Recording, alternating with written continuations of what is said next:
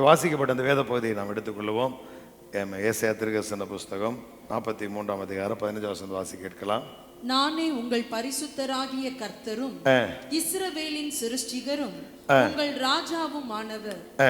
சமுத்திரத்திலே வழியையும் வலிய தண்ணீர்களிலே பாதையையும் உண்டாக்கி ரதங்களையும் குதிரைகளையும் இராணுவங்களையும் பராக்கிரமசாலிகளையும் புறப்பட பண்ணி அவைகள் எழுந்திராதபடிக்கு ஒருமித்து விழுந்து கிடக்கவும் ஒரு திரி அணைகிறது போல் அவைகளை அணைந்து போகவும் பண்ணுகிற கர்த்தர் சொல்லுகிறதாவது. இந்த அதிகாரத்தில் வரும் பொழுது இந்த 3 வசனத்துல நான் யார், கர்த்தர் எப்படிப்பட்டவர், ஐ ஆம் த லார்ட் அப்படிங்கிறார். அடுத்து நான் உங்களுடைய பரிசுத்தர் அப்படிங்கிறார். இன்னொன்று அடுத்து நான் உங்களை சிருஷ்டித்தவர் அப்படிங்கிறார். அடுத்து நானே உங்களுடைய அரசர் அப்படிங்கிற 15ஆம் வசனத்துல நானே உங்கள் பரிசுத்தராகிய கர்த்தரும் இஸ்ரவேலின் சிருஷ்டிகரும் உங்கள் ராஜாவுமானவர் அப்படிங்கிறார். ஆங்கிலத்தில் பார்த்தீங்கன்னா ஐ ஆம் த லார்ட், யூ ஆர் ஹோலி அப்படிங்கிறார். நான் பரிசுத்தர், நான் கர்த்தர், நான் உங்களுடைய பரிசுத்தர் அப்படிங்கிறார். உங்களுடைய பரிசுத்தர், நான் உங்களை சிருஷ்டித்தவர், நான் யார், உங்களுடைய ராஜா அப்படின்பார். இப்போ தேவன் நமக்கு எப்படிப்பட்டவராக இருக்கிறார், எப்படிப்பட்ட காரியங்களை செய்கிறார் அப்படிங்கிறத இந்த 3 வசனம் சொல்றார். அதில் முதல் வசனத்தை சொல்லும் பொழுது 15 சொல்லும் பொழுது நானே உங்கள் பரிசுத்தர் அப்படிங்கிறார். அப்படின்னா பரிசுத்தர் கர்த்தர் அப்படின்னா முதல்ல ஐ ஆம் த லார்ட் அப்படின்னா எல்லா நன்மைகளுக்கு, கர்த்தர் அப்படின்னா எல்லா நன்மைகளுக்கு ஊற்று காரணர், அது நமக்கு தெரியும். ரெண்டாவது பரிசுத்தர் அப்படின்னா நான் உங்களுடைய பரிசுத்தர், நான் பரிசுத்தர் சொல்ல, நான் யூ ஆர் த பரிசுத்தர், உங்களுடைய பரிசுத்தர் அப்படிங்கிறார். உங்களுடைய பரிசுத்தர் அப்படின்னா அவர் நம்முடைய பரிசுத்தர் அப்படிங்கிற வார்த்தைக்கு என்ன விளக்கம் கொடுக்குறார் அப்படின்னா பிரித்து எடுக்கப்பட்ட அப்படிங்கிறாங்க. இன்னொன்று வேறு பிரிக்கப்பட்ட அப்படிங்கிறாங்க. இப்படி பல காரியங்களை சொல்றாங்க, அதெல்லாம் நமக்கு. ஆனா பரிசுத்தர் அப்படின்னு அவரை சொல்லும் பொழுது பரிசுத்தமானவர் அப்படின்னு சொல்லி இன்னொரு காரியம் சொல்றாங்க. என்ன அப்படின்னா தனித்துவமானவர் அப்படிங்கிறார். அப்ப நம்முடைய தேவன் எப்படிப்பட்டவர் அப்படின்னா தனித்துவமானவர். அப்படின்னா ஏதோடும் அவரை ஏதோடும் ஒப்பிட முடியாது. அவ யாரும் அவருக்கு ஒப்பானவர்கள் அல்ல. அவரை போல தனித்துவமானவர், 16,000 சிறந்தவர் வேறு ஒருவருமே கிடையாது. அவர் எல்லாவற்றிலும் பூரணமானவர், எல்லாவற்றிலும் நிறைவுள்ளவர், எல்லாவற்றிலும் அவர் சம்பூர்ணமானவர். அவரிடத்துல எந்த விதமான குறைகளும் ஏற்ற தாழ்வுகளும் கிடையவே கிடையாது. என்ன அப்படின்னா பரிசுத்தர் அப்படின்னா தனித்துவமானவர், அப்படின்னா யாரையும் அவரோடு கூட ஒப்பிடவே முடியாது. அப்படிப்பட்ட தேவன் அப்படிங்கிறார். தன்னை பற்றி அவர் சொல்லும் பொழுது நானே உங்கள் பரிசுத்தர் அப்படின்னா அவரோடு கூட ஒப்பிடுவதற்கு யாருக்கு தகுதி கிடையவே கிடையாது. அப்படிப்பட்ட தனித்துவமான ஆண்டவர் தான் நம்முடைய ஆண்டவர். இந்த உலகத்தில் உள்ள எல்லாத்துக்கும் எதோட ஒப்பிட்டு எதை பார்ப்பாங்க, அதுக்கெல்லாம் நாம் எந்த விதத்தில் அதெல்லாம் தனித்துவம் கிடையவே கிடையாது. எல்லாமே வேற மாதிரி இருக்கு. ஆனால் நம்முடைய ஆண்டவர், நம்முடைய தேவன் பரிசுத்தர் அப்படின்னா அவன் தனித்துவமானவர்.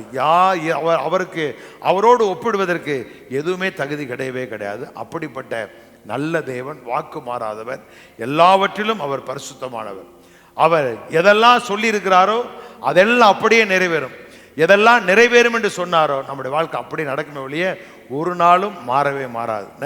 சொல்லி செய்யாமல் இருக்கிறது கிடையாது. செய்ய போறேன்னு சொன்னதை செய்யாமல் இருக்கிறது கிடையவே கிடையாது. அப்ப எதெல்லாம் சொன்னார் நீங்க பாருங்களேன். இஸ்ரவேல் ஜனங்கள் எகிப்திலிருந்து புறப்படும் பொழுது ஆண்டவர் மோசேட்ட சொன்னார், ஆபிரகாமுக்கு நான் பண்ண உடன்படிக்கை நினைத்து அப்படின்னு சொல்லி வர.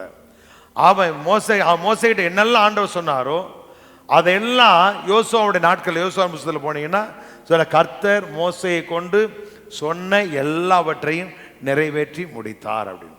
அவ என்னெல்லாம் சொன்னாரோ அது எல்லாம் அவருடைய வாழ்க்கை நிறைவேறிச்சு. நிறைவேறும் பொழுது கேட்டவன் எவனுமே கிடையாது. அதான் பிரச்சனை. இப்ப ஆண்டவர் சொல்ல அந்த வார்த்தைகள் நிறைவேறும் பொழுது யோசுவா காலேபை தவிர யாருமே கிடையாது. மோசே சொல்லுகிற பொழுதுதான் கேட்டாங்க. ஆனா கேட்ட காரியங்களை அவர்கள் ஏற்றுக்கொள்ளாதனால, விசுவாசிக்காதனால ஆண்டவர் சொன்ன வார்த்தை அப்படி நிறைவேறிச்சு. ஆனா நம்ம கேட்காத ஒருவரும் அந்த நாட்களே உயிரோடு இல்லை. எல்லாம் வனாந்தரத்தில் முடிஞ்சு போச்சு. அப்ப நம்முடைய வாழ்க்கையில கர்த்தர் சொன்ன எல்லாம் நிச்சயம் நடக்கும். அவர் தனித்துவமானவர், எதோடும் ஒப்பிடுவதற்கு அவரை முடியாது. அப்படிப்பட்ட நல்ல தேவன், வாக்கு மாறாதவர். அவன் சொல்லு, அவர் கர்த்தர், அவர் பரிசுத்தர். அவர் யாரு? நம்முடைய சிருஷ்டிகர். அப்படின்னா நம்ம எல்லாம் உருவாக்கினவர், உண்டாக்கினவர். அடுத்து சொல்றாரு, அவர் யாரு? நம்முடைய ராஜா அப்படிங்கிறார். அப்ப இவர் நமக்கு கர்த்தராக, எல்லா நன்மைகளுக்கு ஊற்றுக்காரராக, தனித்துவம் உள்ளவராக, அடுத்து நம்மை சிருஷ்டித்தவராக, அடுத்து நம்மளை சிருஷ்டித்த மாத்திரமல்ல, சிருஷ்டித்து ஏதோ சொல்லுவாங்கல்ல, இப்போ இதை பற்றி தெருவில் விட்ட மாதிரி விட்டான் அப்படின்னு, அப்படி இல்லை. அவர் நம்மளை சிருஷ்டித்தது மாத்திரமல்ல, அவர் நமக்கு யாரா இருக்கிறாரு? ராஜாவாக இருந்து நம்மளை ஆண்டு நம்மளை நடத்துகிற நல்ல தெய்வம். அவ கடவுள் தன்னை பற்றி அறிமுகப்படுத்தும் பொழுது தான் யார் அப்படிங்கிற சொல்லிட்டு அடுத்த வசனம் சொல்றாரு, அவர் எப்படிப்பட்ட காரியங்களை ஜனங்களுக்காக செய்தார் அப்படின்னா, சமுத்திரத்திலே வழியையும் வலிய தண்ணீர்களிலே பாதையையும், வலிய தண்ணீரிலே பாதையையும் உண்டாக்கி. அது என்ன வலிய தண்ணீர் அப்படின்னா, நான் வாசிக்கிறேன் பாருங்களேன். கடலுக்குள் வழியை ஏற்படுத்தியவரும், சமுத்திரத்தில் வழியையும் வலிய தண்ணீர் இருக்குல்ல, இங்க சொல்றாரு கடலுக்குள் வழியை ஏற்படுத்தியவர். இரண்டாவது, பொங்கி எழும் நீர் நடுவே பாதை அமைத்தவரும் அப்படிங்கிறார். இவர் அவரை நம்புகிற, இவர்தான் என்னுடைய கர்த்தர், இவர்தான் என்னுடைய பரிசுத்தர், இவர்தான் என்னை சிருஷ்டித்தவர், இவர்தான் எனக்கு ராஜாவா இருக்கிறார் அப்படின்னு நம்பி ஒரு 30 லட்சம் மக்கள் வந்தான் பாருங்க.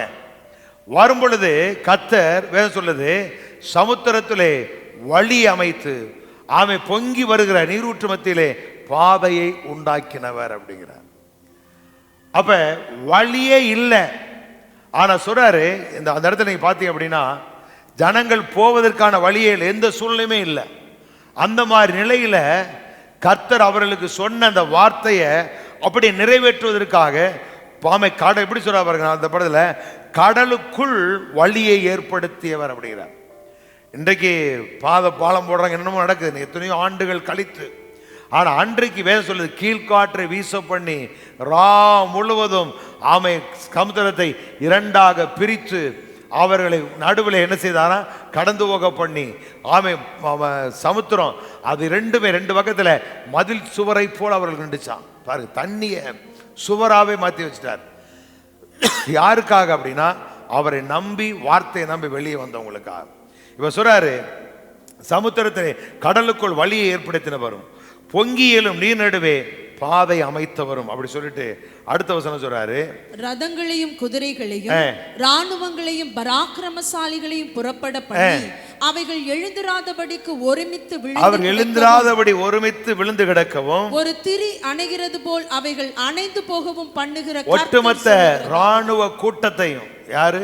இஸ்ரவேலை யாரெல்லாம் அடிமைப்படுத்தி வச்சிருந்தார்களோ அவர்கள் எல்லாரையும் புறப்பட பண்ணி, ரதங்களோடும் குதிரைகளோடும் புறப்பட பண்ணி ஒரு திரி அணைகிறது போல அணைந்து போகும்படி கர்த்தர் செய்து. நான் சொல்றேன், எப்படி சொல்ற பாருங்களேன், நான் வாசிக்கிறேன் பாருங்க. தேர்களையும் குதிரைகளையும் படைவீரரையும் வலிமை மிக்கோரையும் ஒன்றாக கூட்டி வந்தவர். இப்ப பார்வோனுடைய இருதயத்தை கடினப்படுத்தினால் என்ன நடந்துச்சு அப்படின்னா, அவன் ரதங்களை பூட்டி படைவீரர்களை சேர்த்து வலிமையானவர்களை ஒன்று கூட்டி கொண்டு வந்தது யார் அப்படின்னா கர்த்தர் சொல்றாரு. யார் தம்முடைய ஜனத்தை அடிமைப்படுத்தி ஆண்டு கொண்டிருந்தாலும், எத்தனை ஆண்டு பாருங்க, 430 வருஷம் அவங்களை அடிமைப்படுத்தி இருக்கான். இப்ப அந்த அதனால கர்த்தர் அவங்க மேல நீதி செலுத்திற்காக அவனை புறப்பட செய்து ஒன்றாக கூட்டி வந்தவரும், அவர்கள் எழுந்திராதவாறு விழச் செய்து திரி அணைவது போல் அவர்களை அழித்தவருமாகிய ஆண்டவர் கூறுவது இதுவே. இப்ப நம்முடைய வாழ்க்கையில இந்த மனுக்குலத்தை மோசம் போக்கின பிசாச கர்த்தர் நியாயந்திருத்து அவனுக்கிட்ட இருக்கிற அதிகாரத்தை, அவனுக்கிட்ட இருக்கிற ஆளுகையை, எல்லா துறைத்தனங்கள் அதிகாரங்கள் எல்லாம் உரிந்து கொண்டு வெளியரங்க கோலமாக்கி சிலுவையில் என்ன செய்தாரா, வெற்றி சிறந்தார். இன்னொரு பைபிள் போட்டிருக்கு, அவனை வீதியில இழுத்து அவனை இகழ்ச்சிக்குள்ளாக்கி சிலுவையில வெற்றி சிறந்தார். அவன் பாவத்தை செய்ய பண்ணி மனுக்குலத்தை இகழ்ச்சிக்குள்ளாக்கினான். ஆனா கர்த்தர் அவனை தெருவில் இழுத்து இகழ்ச்சிக்குள்ளாக்கி இனி அவன் மனுக்குலத்து மேல மேற்கொள்ள முடியாதபடி அவனுடைய அதிகாரத்தையும் துரைத்தங்களை உரிந்து கொண்டு வெளியரங்க கோலமாக்கி சிலுவையில கர்த்தர் செய்தாரா, வெற்றி சிறந்தார். பழைய ஏற்பாட்டில் அங்கே பார்வோனை ஒப்பிடுறாரு. புதிய ஏற்பாடு நீங்க பார்த்தீங்கன்னா நம்மளை அடிமைப்படுத்தி கொண்ட நம்முடைய சத்துருக்களுக்கு கையில் இருந்த கத்தனை செய்தாராம், நம்மளை மீட்டு கொண்டார், விடுதலை ஆக்கினார். அன்றைக்கு எப்படி பார்வோன் எழுந்திருக்க முடியாதபடி செய்தாரோ அதே போல இனி சத்துரு மனுக்குலத்தை மோசம் போக்க முடியாது, ஜனங்களை மேற்கொள்ள முடியாதபடி கர்த்தர் அவனுடைய ஆளுகையை பறித்து கொண்டார் அப்படிதான் சொல்றாரு. அப்படி சொல்லிட்டு சொல்றாரு, இப்ப முந்தினவைகளை நீ நினைக்க வேண்டாம். இப்ப கர்த்தர் யார் அப்படின்னு முதல் வசனம். அடுத்து நான் என்ன செஞ்சேன் மக்களுக்காக. இப்ப சொல்றாரு நீங்க என்ன செய்யணும் அப்படின்னா, முந்தினவைகளை நினைக்க வேண்டாம், பூர்வமானவைகளை சிந்திக்க வேண்டாம். நல்லா கவனிங்க. நம்முடைய வாழ்க்கையில தேவன் ஏற்கனவே செயல்பட்டு இருக்கிறாரு. இப்ப நம்முடைய வாழ்க்கையில செயல்படணும் அப்படின்னா சொல்ற முந்தினவைகளை நினைக்காத. நான் வாசிக்கிறேன் பாருங்க, முன்பு நடந்தவற்றை மறந்து விடுங்கள் அப்படிங்கிறார். ஏன் மறக்க சொல்றார் அப்படின்னா, கடவுளுடைய காரியம் நம்முடைய வாழ்க்கையில நடக்கணும். நம்ம நினைக்கிறோம் ஜோமனா நடக்கணும் அப்படிங்கிறது ஒரு பகுதி. ஆனா வார்த்தை நமக்குள்ள என்ன செய்யணும், விழுந்து அது உள்ளுக்குள்ள இருந்து பலன் தரணும். அப்படின்னா பழைய காரியங்களை நம்ம என்ன செய்யணும் சொல்றாரு, முந்தினவைகளை நினைக்க வேண்டாம் அப்படின்னா மறந்து விடுங்கள் அப்படிங்கிறார். முற்கால நிகழ்ச்சியை பற்றி சிந்திக்காதிருங்கள் அப்படின்னா, பழச மறந்துரு, அதை சிந்திக்காத அப்படிங்கிற. இப்ப நாம் எதை சிந்திக்கிறோமோ அப்படியே நம்முடைய வாழ்க்கை போயிடும். அப்ப நம்ம செய்ய வேண்டியது என்ன, பழைய காரியங்கள் எதற்கு நாம் அடிமைப்பட்டு கிடந்தோமோ, எதில் நாம் சிக்கி இருந்தோமோ, எதில் நாம் தோற்று போனோமோ அதை நீங்கள் யோசிக்காதீர்கள். இப்ப அவங்க வாழ்க்கை அப்படி நடந்துச்சு, இவங்க வாழ்க்கை அப்படி நடந்துச்சு, இப்படி பார்த்து நீ அதை யோசிங்க அப்படின்னா நம்ம வாழ்க்கையில் அப்படியே வந்துடும். அப்ப என்ன செய்யக்கூடாது, ஒரு நாளும் தோல்விகளை, ஒரு நாள் பயத்தை, கலங்கத்தை உண்டு பண்ணுகிற எந்த காரியங்களும் நீங்க நினைக்க கூடாது, அதை பத்தி யோசிக்கவே கூடாது. இப்ப அதை எதை நீங்க யோசிக்கிறீங்களோ அதுவே உங்க வாழ்க்கை அப்படி நடக்க சொல்ல பாருங்க, அவனுடைய இருதயத்தின் நினைவு எப்படி அப்படி அவன் இருக்கிறான் அப்படிங்கிறார். அப்ப நீங்க உங்க வாழ்க்கையில் ஒருவேளை கடனா இருக்கலாம், கடனா இருக்குன்னு சொல்லிக்கிட்டே இருக்கக்கூடாது. கடன் என்ன எப்படி அடைக்க போறேன் அப்படின்னு யோசிச்சுக்கிட்டே இருக்கக்கூடாது. யோசிச்சுன்னா பேச ஆரம்பிச்சுனீங்க, பேசினீங்கன்னா அது கடன் இருக்குன்னா அது இருந்துகிட்டே இருக்கும். அப்ப நீங்க செய்ய வேண்டிய என்ன அப்படின்னா, இதை நீங்க யோசிக்க கூடாது. ஒருவேளை உங்களுக்குள்ள பலவீனம் இருக்கலாம், அதையே நீங்க விவரிச்சு பேசிக்கிட்டே இருக்கக்கூடாது. அப்படி நீங்க பேசும் பொழுது எது நீங்க இருக்குன்னு பேசுறீங்களோ அது அப்படியே உங்க வாழ்க்கையில் வேலை செஞ்சுக்கிட்டே இருக்கும். அப்ப என்ன செய்யறாரு, முந்தினவைகளை மறந்துரு அப்படிங்கிறார். உங்க வாழ்க்கையில் என்னென்ன சம்பவம் நடந்துச்சு, ஒருவேளை எதை நீங்க இழந்திருக்கலாம், ஏதாவது ஒரு பகுதியில் நீங்க தோற்று போயிருக்கலாம், அதையெல்லாம் மறந்துருங்க அப்படிங்கிறார். அதை நினைக்கல, சிந்திக்காத அப்படிங்கிறார். அதற்கு பதிலாக என்ன செய்ய அப்படின்னா அடுத்த வசனம் சொல்லுது, இதோ நான் புதிய காரியத்தை செய்கிறேன். சொல்லுங்க, இதோ கர்த்தர் எனக்கு புதிய காரியத்தை செய்வார். சொல்லுங்க, புதிய காரியத்தை செய்வார். வாசிங்க, இப்பொழுதே அது தோன்றும். நீங்கள் அதை அறியீர்களா? நான் வனாந்தரத்திலே வழியையும் அவாந்தர வெளியிலே ஆறுகளையும் உண்டாக்கி நான் தெரிந்து கொண்ட என் ஜனத்தின் தாகத்துக்கு வனாந்தரத்திலே தண்ணீர்களையும் அவாந்தர வெளியிலே ஆறுகளையும் உண்டாக்குவீங்க. இப்ப முந்தினவளை நினைக்க வேண்டாம், பூர்வமாட்டு சிந்திக்க வேண்டாம் அப்படிங்கிறார். இப்ப நீ அதை சிந்திச்சிங்க அப்படின்னா நமக்குள்ள பயம், நம்மளை அறியாமலே சோர்வு. பாருங்க, குடும்பத்தில் நடக்கிற எதிர்மறையான காரியங்கள் யோசிச்சிங்க. இப்போ டாக்டர் தான் ஒன்று சொல்லிட்டாரு, நீங்கள் அதே யோசிச்சிங்கன்னு வச்சுங்களேன், உங்களை அறியாமலே ஒரு சோர்வு வந்துடும். இப்போ நீங்கள் அதை யோசிக்கவே கூடாது. அதுக்கு பதிலாக அப்போ இல்லை முடியலை அப்படின்னு சொல்லக்கூடாது. நம்ம வாழ்க்கையில் நிறைய எதிர்மறையான வார்த்தைகள் கேட்போம், அதை யோசிப்போம். அதுலேருந்து வெளியே வர்றதுக்கு ரொம்ப நெகிழ்வான காரியம் என்ன அப்படின்னா, நீங்கள் மறக்கிறதுக்கு உலகத்தில் என்னென்ன பண்ணுவானுங்க, நமக்கு ஒன்று கர்த்தருடைய வார்த்தை. இந்த வார்த்தையை நீங்கள் சொன்னீங்கன்னா பாருங்களேன், உங்களுக்குள்ள பயம் இருக்கு, நீங்கள் சாதாரண பேசிக்கிட்டே இருங்க, நமக்கு என்ன சொன்னோட நடக்க நினைக்கிறது இல்லை. நீங்கள் பேச தான் இந்த வார்த்தை போய் உங்களுக்குள்ள என்ன செய்யும், பயத்தை அகற்றி தைரியத்தை கொண்டு வரும். அப்போ நீங்கள் செய்ய வேண்டிய என்ன அப்படின்னா, அதை மறக்கணும் அப்படின்னா இதை நீங்கள் பேசணும். இதை பேசும் பொழுது அது உங்கள் நினைவிலிருந்து வெளியே போயிடும். இது உங்களுக்குள்ள அப்படியே என்ன செய்யும், கொஞ்சம் கொஞ்சமாக துளிர் விட ஆரம்பிக்கும். நீங்கள் அப்போ இதை நீங்கள் நினச்சிக்கிட்டே இருப்பீங்க அப்படின்னா நீங்கள் ஜெபம் பண்ணுவீங்க, விசுவாசம் இருக்காது. கர்த்தருடைய வார்த்தையை கேட்பீங்க, உங்களால் ஏற்றுக்கொள்ள மனசு இருக்காது. ஏன் அதெல்லாம் பிலிப்பியர் சொல்றாரு, பவுல் சொல்றாரு, அவன் நீங்கள் ஒன்றுக்கும் கவலைப்படாமல் எல்லாவற்றையும் ஸ்தோத்திரத்தோடு ஜெபத்தினால் வேண்டுதனால் தேவனுக்கு தெரியப்படுத்துங்கள். சொல்லுங்க, ஒன்றுக்கும் கவலைப்பட மாட்டேன், நான் எதை குறித்து கலங்க மாட்டேன். சொல்லுங்க, எதை குறித்தும் கலங்க மாட்டேன், எல்லாவற்றை குறித்தும் ஸ்தோத்திரத்தோடு கூட அப்படின்னா ஏன் ஸ்தோத்திரம் முதல்ல சொல்றாரு அப்படின்னா, கர்த்தர் செய்த நன்மைகளை நினைத்து நீங்க ஸ்தோத்திரம் பண்ணி ஜெபத்தினால் வேண்டுதனால் தேவனுக்கு தெரியப்படும். அடுத்து இப்ப நடக்க போற காரியத்துக்கு ஜெபம் பண்ணு அப்படிங்கிறார். அப்ப கவலைப்பட்டாலே என்ன ஆயிரும் அப்படின்னா, உங்க விசுவாசம் செயலற்று போயிடும். உங்க விசுவாசம் வேலை செய்யாது. கவலைப்பட்டாலே பயம் வந்துடும். பயம் வந்தாலே ஆட்டோமேட்டிக்காக நம்ம நினைச்சிருவோம், கவலை நம்மளை ஒடுக்க ஆரம்பிச்சிடும். அப்ப என்ன சொல்ல வர ஜெபங்க கேட்கப்படணும் அப்படின்னா, முதல்ல கவலை நிறுத்து அப்படிங்கிறார். இப்ப கர்த்தர் நம்முடைய வாழ்க்கையில ஒண்ணு செய்யணும் அப்படின்னா, பழச போல மறந்துரு அப்படிங்கிறார். அப்ப பழச மறக்கணும்னா என்ன செய்யணும்? இந்த புதிய காரியங்களை நீங்க யோசிக்கணும், அதை நீங்க பேசணும், அதை நீங்க சொல்லணும். அதை சொல்ல சொல்ல சொல்ல சொல்ல நம்முடைய வாழ்க்கையில் அப்படி நடக்குது. சொல்ல, இதோ நான் புதிய காரியத்தை செய்கிறேன், இப்பொழுதே அது தோன்றும், நீங்கள் அதை அறியீர்களா? நான் வனாந்தரத்தில் வழியையும் அவாந்தர வழியில் ஆறுகளையும் உண்டாக்குவேன். நான் வாசிக்கிறேன் பாருங்க. யூடிபி அப்படிங்கிற ஆங்கில வேதாந்தத்தில் முந்தினவைகளை நினைக்க வேண்டாம், பூர்வமானவற்றை சிந்திக்க வேண்டாம் அப்படி சொல்லிட்டு நம்ம பைபிளில் இதோ அப்படின்னு வர நான் வாசிக்கிறேன் பாருங்க. அதற்கு பதிலாக என்ன சொல்றாரு? பழையதை யோசிப்பதற்கு பதிலாக, அதையே நீ நினைத்து கொண்டிருப்பதற்கு பதிலாக, நான் செய்ய போகும் புதிய காரியத்தை பற்றி யோசித்து பாருங்கள் அப்படின்னு. இப்ப கர்த்தர் என்ன சொல்றாருன்னா, புதிய காரியம் அப்படின்னா இதுல சொல்லப்பட்டிருக்கிற மாத்திரமல்ல, என் வாழ்க்கையில எனக்கு தெரியாத, எனக்கு புரியாத, நம்முடைய மூளைக்கு அறிவுகளுக்கு எட்டாத பாருங்க. இப்ப யோசேப்பை தூக்கி குழியில போட்டாங்க, இப்ப எகிப்துக்கு போறான். அவனுக்கு ஒண்ணு தெரியும், 11 அரிக்கட்டுகள் நம்மளை வணங்கும் அப்படின்னு. ஒரு சூரியன் சந்திர நட்சத்திரம் வணங்குன்னு தெரியும். இப்ப ஆபிரகாமுக்கு தெரியும், கர்த்தர் நம்மளை தேசத்துக்கு கொண்டு போறாரு, நிச்சயமா தருவார், நம்பி வந்துட்டாரு. ஆனா இடையில எப்படி அது கொண்டு போறாருங்க ரூட் அவனால என்ன செய்ய முடியல, கண்டுபிடிக்க முடியல. இப்ப அங்கேருந்து வந்து எகிப்துக்கு போறாரு, பார்வோன் அரண்மனைக்கு போறாரு, அங்க என்னமோ நடக்குது. 13ஆம் அதிகாரத்தில் வரும்பொழுது அவர் சீமான வெளியே வர்றாரு. இப்படி வாழ்க்கை ஓடிக்கிட்டே இருக்கு. ஆனா அவங்க வாழ்க்கையில கர்த்தருடைய வார்த்தையை நம்புறாங்க. நம்மளுடைய விளைவு என்ன? அதை அடைஞ்சாங்க. இப்ப கடவுள் செய்ய போகிற அந்த காரியத்துக்கும் நடக்கிற சூழ்நிலைக்கும் நம்புறதுக்கு எதுவே இருக்காது. இப்ப இவர் என்ன சொன்னாரு? 11 அரிக்கட்டு வணங்கும், ஒரு சூரிய நட்சத்திரம் சந்திரன் நட்சத்திரம் நெசை வணங்கும் அப்படின்னாரு. இப்ப அது உனக்கு தெரியுது, அதை அடைவதற்கு கொண்டு வர வழி இருக்கு பாருங்க, அது எல்லாமே எதிர்மறையா இருக்கு, எதிரும் புதிருமாவே இருக்கு. ஆனா அவனுக்குள்ள அந்த தரிசனம் இருந்ததுனால அவன் வாழ்க்கையில ஒன்றும் தவறா நடக்கவே இல்லை. எல்லாவற்றையும் அவன் சொல்றான், நீங்கள் எனக்கு வெகு தீமை செய்தீர்கள் அப்படிங்கிறான்.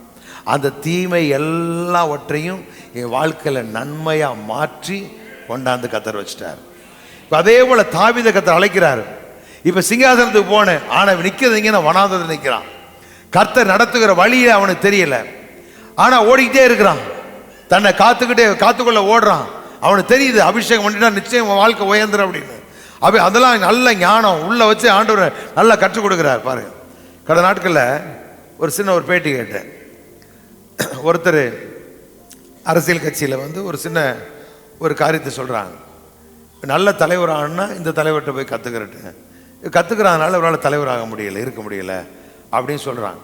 அப்போ அதே போல் நாம் நல்ல உயர்ந்த இடத்துக்கு வரணும் அப்படின்னா, நமக்குள்ள தேவன் விரும்புகிற அந்த இடத்தை அடையணும் அப்படின்னா, வைத்திருக்க அந்த இடத்தை அடையணும் அப்படின்னா, நாம் அதற்கான வழிமுறைகள் நம்ம கற்றுக்கொள்ளணும். எல்லாரையும் நேசிக்கிற இதயமாக இருக்கணும், எல்லாரையும் அரவணைக்கிற இதயமாக இருக்கணும்.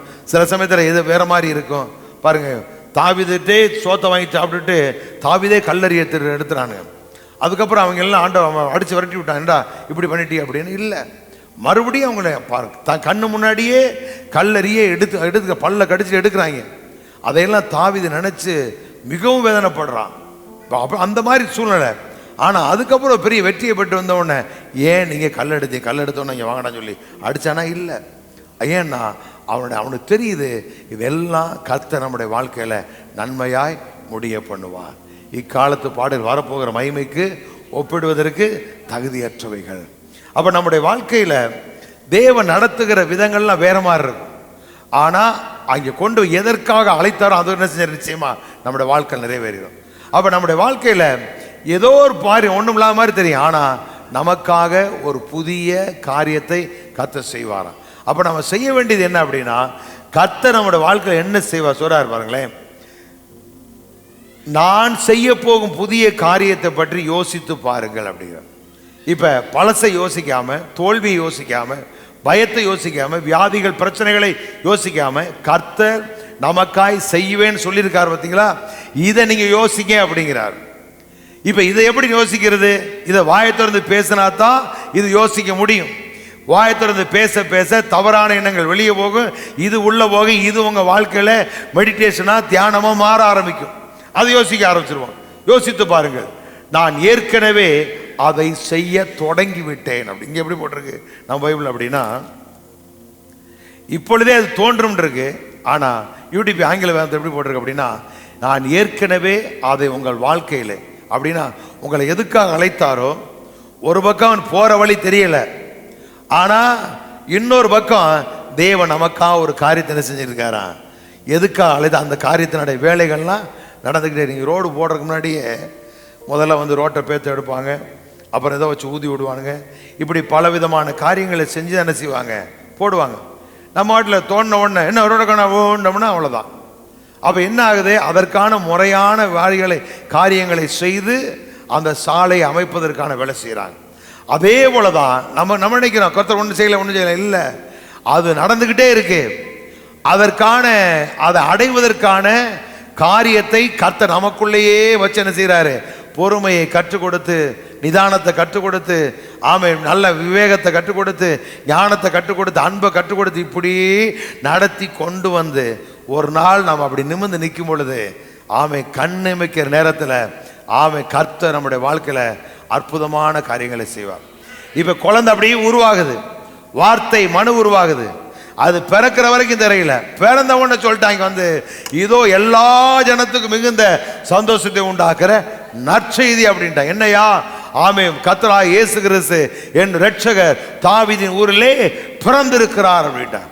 அப்ப நம்முடைய வாழ்க்கை ஒண்ணுமே தெரியாத மாதிரி இருக்கு. அது வரைக்கும் மரியாதையும் யோசேப்பையும் ஒருத்தரும் தெரியாது. ஆனா அதுக்கப்புறம் பார்த்தா கிழக்கு தேசத்தில் சாஸ்திரிகள் போறாங்க, மெய்ப்பொருள் வர்றாங்க, எல்லாரும் பார்க்க வர்றாங்க. 12 வயசுலேயே அவர் ஆலயத்தில் 2 பிரசங்கம் பண்றாரு. இப்படி யோசேப்புடைய குடும்பத்தை குறித்து எல்லாருக்கும் என்ன செய்யுது, தெரிய வர ஆரம்பிக்கும். அதே போலதான் நம்முடைய வாழ்க்கையில் ஒண்ணுமே நடக்காம மாதிரி தெரியும். நீங்க ஒரு நாள் கலங்கக்கூடாது. ஒண்ணு நடக்கலையே யோசிக்காதீங்க, இதை யோசிங்க, இதை பேசுங்க. ஆமா, இதை பேச பேச பேச அது உங்க வாழ்க்கையில வேலை நடந்துக்கிட்டு சொல்றாரு, அதை நான் இப்பொழுதே செய்ய துவங்கி விட்டேன். எப்படி சொல்றா பாருங்க, அதை யோசிக்குங்கள். அதை நான் ஏற்கனவே அதை செய்ய தொடங்கி விட்டேன். நீங்க உங்களை அழைக்கிறதுக்கு முன்பாகவே அல்லது அவர் வாட்ட என்ன செய்யற உங்களுக்காக ஒரு காரியத்தை தாவீதுக்காகவே கர்த்தர் செய்ய வேலை செஞ்சுட்டே இருக்கிறார். நீங்க பாருங்க, இப்ப சாமுவேல் அங்கே போயிட்டார். அங்கே போய் எல்லாரும் வந்துட்டாங்க. அந்த பழி செலுத்துறதுக்கு சாமுவேல் வர்றான்னா அந்த ஊரில் எல்லாரும் வந்துட்டாங்க. ஆனால் தாவீது மிஸ்ஸிங். இப்போ அவன் பாரு, தாவீது வர்ற வரைக்கும் சாமுவேல் அங்கே அமர்ந்திருக்கிறான். அமர்ந்திருந்து எங்கே உன் பிள்ளைகள் இவ்வளோதானா அப்படின்னு கேட்டு அவனை மறுபடியும் கொண்டு வர சொல்லி அவன் வந்ததுக்கு அப்புறம் தான் பந்தியவே புசிக்கிறான். அப்போ இந்த பந்தியெல்லாம் எதுக்காக இவங்களுக்காக அல்ல, தாவீதுக்காக ஏற்படுத்தப்பட்ட பந்தி. அப்ப இவனை மறந்து இவன் வனாந்தரத்தில் உட்காந்து ஆடு மேய்ச்சிக்கிட்டு இருக்கிறான். இவன் பெற்றோர்களால் சகோதரர் மறக்கப்பட்ட ஒரு மனிதன். ஆனா அவனுக்காக கர்த்தர், அவன் அங்கே ஆடு மேய்ச்சிக்கிட்டு இருக்கிறான். கர்த்தர் இவனுக்காக என்ன செய்யறாரு, சாமுவேல் அனுப்பி எல்லாம் ஊரையே கூடி வர செய்து, அதுக்கு மத்தியில் ஆமை இவனை ஆளை காணான்னு தேடி அவனையும் கூட்டிட்டு வாங்கடான்னு சொல்லி அப்படி கூட்டிட்டு வந்து இவனுக்காக என்ன செய்யறாரு, கர்த்தர் வேலை செய்யறார். அப்ப இந்த வார்த்தை ஒரு நாளும் உறங்கவே உறங்காது. இது பூமியின் ஒரு எல்லையிலிருந்து மறு எல்லை வரைக்கும், சமுத்திரத்தின் ஒரு எல்லையிலிருந்து மறு எல்லை வரைக்கும் இது என்ன செய்யுமா, தீவிரமாய் நிறைவேறி கொண்டே இருக்கும். அப்ப இந்த வார்த்தை அது உறங்கலை, நாம தான் தூங்குறோம். வார்த்தை தூங்காது சொல்லுவாங்களோ பழமொழி, விதைத்தவன் உறங்கலாம் விதை உறங்காது அப்படின்னு. வார்த்தை தூங்கவே இல்லை, பகலுக்கு பகல் வார்த்தையை பொழிந்து கொண்டே இருக்கிறது. அப்ப இந்த வார்த்தை என்ன செய்யுது, வேலை செஞ்சுக்கிட்டே ஒர்க் பண்ணிக்கிட்டே இருக்கு. கர்த்தர் அனுப்பின அந்த வார்த்தை, அவர் சொன்ன வார்த்தை என்ன சொன்னாரோ அது அப்படியே நிறைவேறிக்கிட்டே இருக்கு. அதான் சொல்றாரு, நான் ஏற்கனவே அதை செய்ய தொடங்கிட்டேன் அப்படிங்கிறார். அப்ப என்னத்தை நீங்க யோசிக்கணும், கடவுள் செய்கிறத புதிய காரியத்தை யோசிக்கணும். உங்க வாழ்க்கையில கடவுள் உங்க எடுத்துக்கிற மேன்மை நீங்க யோசிக்கணும். அதை யோசிக்கும் சொல்றாரு, அதை அறியீர்களா, அதை நான் இப்பொழுதே செய்ய துவங்கி விட்டேன். அடுத்து சொல்றாரு, செய்ய துவங்கி விட்டேன். உங்களால் அதை பார்க்க முடிகிறதா, ஒரு கேள்விக்குறி போடுறார். உங்களால் அதை பார்க்க முடிகிறதா?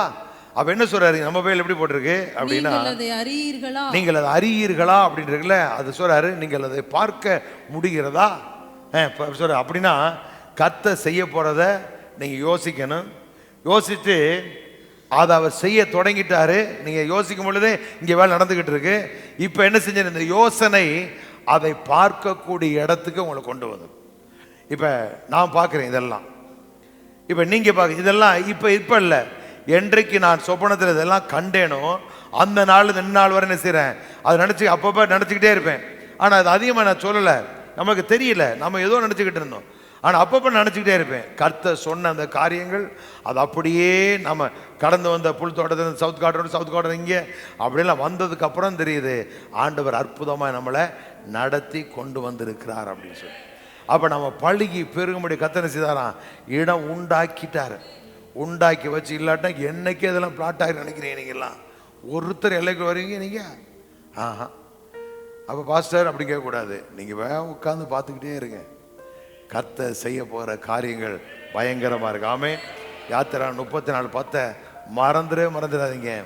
கர்த்தர் நமக்காய் செய்ய போகிற காரியங்கள் துகிலூட்டும் செயல்களை செய்வாராம். நான் நம்புறேன் நிச்சயமா நடக்கும். எப்படியா? வார்த்தை சகலத்தை செய்து முடிக்கும். இப்போ யோசிக்கிறார், சொல்றாரு, அதை உங்களால் பார்க்க முடிகிறதா அப்படிங்கிறார். அப்படி கேட்டு சொல்றாரு, நான் பாலைவனத்தின் வழியாக ஒரு சாலையை உருவாக்க போகிறேன். அப்படின்னா உங்க வாழ்க்கையில் ஒண்ணுமே நடக்காத மாதிரி தெரியும். உங்களுக்காக, ஒவ்வொருவருக்காக. நம்முடைய சொல்லுவாங்க இல்லை, என் வழி தனி வழி அப்படின்னு. இல்லை, அவன்லாம் உலகத்தில் ஒத்து போகிற வழி தான். ஏன்னா அப்போ நம்ம வழி எப்படின்னா, நமக்காக கர்த்தர் செய்வார் அப்படின்னா, பாலைவனத்தின் வழியாக ஒரு சாலை அப்படின்னு உங்களுக்காக சாலைகள் அமைக்க போறேன்னு சொல்லலை. அப்படின்னா ஏதோ ஒரு சாலையில் போயிட்டே இருக்கலாம். நமக்கு ஒவ்வொருவருக்காக உங்க வாழ்க்கையில ஒரு தனி பாதை வச்சிருக்கிறார். ஒவ்வொருத்தரை குறித்து கர்த்தர் ஒரு சித்தம் வச்சிருக்கிறார். அப்ப எல்லாருடைய வாழ்க்கையிலும் கர்த்தர் செய்வாராம். என் வாழ்க்கையில செய்வார், உங்க வாழ்க்கையில் இருக்க, உங்க வாழ்க்கை இன்னொருத்தர் இருக்காது. எல்லாருடைய வாழ்க்கையிலும் ஒரு புதிய காரியத்தை நாம கிரகிக்க முடியாத, நாம் புரிந்து கொள்ள முடியாத அளவுக்கு கர்த்தர் செய்ய வல்லவர். இதெல்லாம் எங்கே இருக்கு? இங்கே இருக்கு. நாம் அதை பார்க்கணும். இதை உங்களால் பார்க்க முடியலையா? நான் சொல்றேன், சிம்பிள் மேட்டர், பேசிக்கிட்டே இருங்க. அது தெரியுதோ தெரியல தெரியாது, நீங்க பேசிக்கிட்டே இருங்க. பேசாத வரைக்கும் உங்க கண்ணுக்கு அது பிடிவிடாது. நீங்க பார்க்காத வரைக்கும் உங்க வாழ்க்கை நடக்காது. இல்லைன்னா அதனாலதான் மக்கள் என்ன செய்யறாங்கன்னா, ஏதாவது ஒரு மனுஷனை தேடி போறாங்க. இப்படி தேடி போய் நிறைய ஊழியர்களை கொண்டு விட்டீங்க நீங்க. ஆனால் நான் சொல்றேன், உங்களுக்கு ஒரு தகப்பன் அப்படின்னா சபையை விட்டு என்ன செய்யக்கூடாது, நகலவே கூடாது. ஒன்று புரிஞ்சுக்கிறேன். நம்ம நினைக்கிறோம் யார்கிட்ட போய் ஜெபம் பண்ணதான் நடந்துருந்தா ஒன்றும் நடக்காது.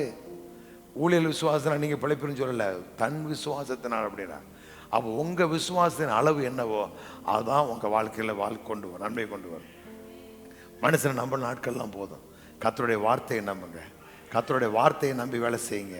இந்த வார்த்தை அது வேலை செஞ்சுக்கிட்டே இருக்கு சொல்றாரு. அது இப்பொழுதே அது உங்களுக்கு என்ன செய்தான், நான் செய்ய துவங்கிவிட்டேன். நான் பாலைவனத்தின் வழியாக ஒரு சாலையை உருவாக்க போகிறேன். பாலைவனத்தில் ஓடைகளை ஏற்பட செய்வேன். அப்படின்னா வழிய தண்ணீர்களே எப்படி சொல்ற பாருங்க. நான் வனாந்திரத்திலே வழியையும் அவாந்திர வெளியிலே ஆறுகளை உண்டாக்கி. உங்க வாழ்க்கையில் ஒரு புதிய காரியத்தை செய்து, புதிய வழிகளை உண்டாக்கி, புதிய நீரூற்றுகளை உண்டாக்கி உங்க வாழ்க்கை என்ன செய்வேன், இப்படி செழிப்பாய் மாற்ற போகிறேன் அப்படிங்கிறார். ஒரு பாலைவனம் அப்படின்னா அடுத்து ஒரு சோலைவனம் இருக்கத்தான் செய்யும். என்கேதிங்கிற அந்த பாலைவனத்து வழியா தாவீது கடந்து போறான். அங்கே ஒரு நீரூற்றை பார்க்குறான். அந்த பாலைவனத்தில் கடந்து போகும் பொழுது அங்கே என்கேதிங்கிற நீரூற்றை பார்க்குறான். அந்த நீரூற்றில் பெருச்ச மரங்கள், நதிகள் எல்லாம் ஓடி வருகிற இடம், யோர்தான் நதி ஓடி வர்ற ஏரியா அது. அப்போ இந்த பாலைவனத்தில் கடந்து போய் என்ன செய்யறான், அந்த என்கேதிங்கிற நீரூற்றில் வந்து சேருகிறான். அதெல்லாம் அதுக்கு அடுத்து அவன் போற வழி ஒரு மாதிரியா இருக்கு. ஆனா கர்த்தர் நினைக்கிறாரு, அவன் அந்த வழியை நடத்தி கொண்டு போய் ஒரு பெரிய நீரூற்றை காணும்படி செய்கிறார். அங்கேதான் சொல்றான், கர்த்தர் இப்படித்தான் என் வாழ்க்கையில செய்வாரு, சத்துருக்கள் பந்தியை ஆயத்தப்படுத்தி தலை என்னால் அபிஷேகம் பண்ணுவாருங்கிறத அவன் சொல்லிடுறான். அப்ப நம்முடைய வாழ்க்கையில கர்த்தர் சொல்றாரு, நான் பாலை நிலத்துல பாதையை உண்டாக்குவேன். அவன் அடுத்து சொல்றாரு, அவாந்தர வழியில் ஆறுகளை உண்டாக்குவேன் அப்படிங்கிற. அப்ப இதெல்லாம் நம்முடைய வாழ்க்கையில செய்யும் பொழுது என்ன சம்பவிக்கும்? அடுத்த வசனத்தை வாசிங்களேன். நான் தெரிந்து கொண்ட என் ஜனத்தின் தாகத்துக்கு, நான் தெரிந்து கொண்ட என் ஜனத்தின் தாகத்திற்கு வனாந்திரத்திலே தண்ணீர்களையும், வனாந்திரத்திலே தண்ணீர்களையும், அவாந்திர வெளியிலே ஆறுகளையும் அவாந்திர வெளியில் ஆறுகளையும் உண்டாக்குவதனால் காட்டு மிருகங்களும் வலு சர்ப்பங்களும் கோட்டாங்குஞ்சுகளும் என்னை கனம் பண்ணும். நல்லா கொஞ்சம் நான் வாசிக்கிறேன் பாருங்களேன். நான் தெரிந்து கொண்ட என் ஜனத்தின் தாகத்துக்கு வனாந்திர தண்ணீர்களின் போட்டிருக்க நான் வாசிக்கிறேன். காட்டு விலங்குகளும் என்னை புகழும். எப்ப கடவுள் உங்க வாழ்க்கையில ஒரு புதிய பாதையை அமைத்து நீரூற்றை புறப்பட பண்ணி உங்க வாழ்க்கையில புதிய காரியத்தை செய்து உங்க வாழ்க்கை வளமாக்குகிற பொழுது என்ன சம்பவிக்கும் சொல்றாரு? காட்டு விலங்குகள் என்னை புகழும், குள்ள நரிகளும் தீக்கோழிகளும் என்னை பெருமைப்படுத்தும். ஏனெனில் தேர்ந்தெடுக்கப்பட்ட என் மக்களுக்கு பாலை நிலத்தில் குடிக்க கொடுப்பேன், பால் நிலத்து நீரோடைகளை தோன்றச் செய்வேன். இப்போ பாலைவனத்தில் பாதையும் அப்படி சொல்லி ரொம்ப விடப்பட்டிருக்கு. நான் வனாந்தரத்தில் வழி அவாந்தர வழியில் ஆறுகளை உண்டாக்குறதுனால என்ன செய்யுமா அப்படின்னா, காட்டு விலங்குகளும் குள்ள நரிகளும் தீக்கோழிகளும் கத்தனை செய்யுமா, புகழும் என்னை பெருமைப்படுத்தும் அப்படிங்கிற. அப்போ உங்கள் வாழ்க்கை நடக்கிறதுக்காக ஏன் இதெல்லாம் செய்யுது அப்படின்னா, இதுக்கெல்லாம் எஜமானி யாரு தான்? நீங்கள் தான்.